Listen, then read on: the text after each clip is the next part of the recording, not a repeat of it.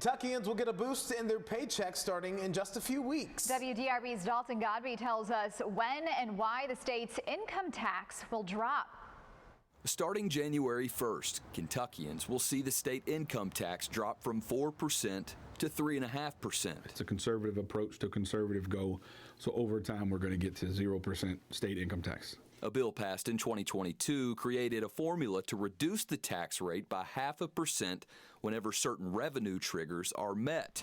For everyday workers, the impact is tangible. The cut to 3.5% roughly equals about $12 a paycheck for an average household Kentucky income of about $61,000. When we took over in 2017, the tax was 6%. And now it's 3.5%. And once we get to 3%, that will be $1,500 of real cash, not taxable cash, after tax dollars in your pocket.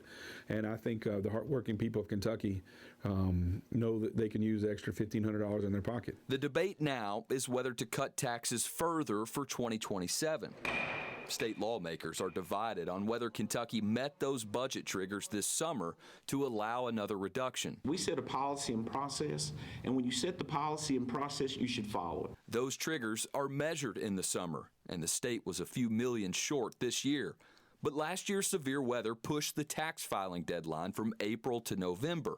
Once all the tax revenue was accounted for, Representative Jason Nemes argues Kentucky did meet the trigger. We measure whether or not we hit the revenue triggers in July, and so that normally makes sense when their taxes are due in April, but when they're due in November, it doesn't make much sense. Lawmakers are expected to debate this when they return to Frankfort next month. Dalton Godby, WDRB News.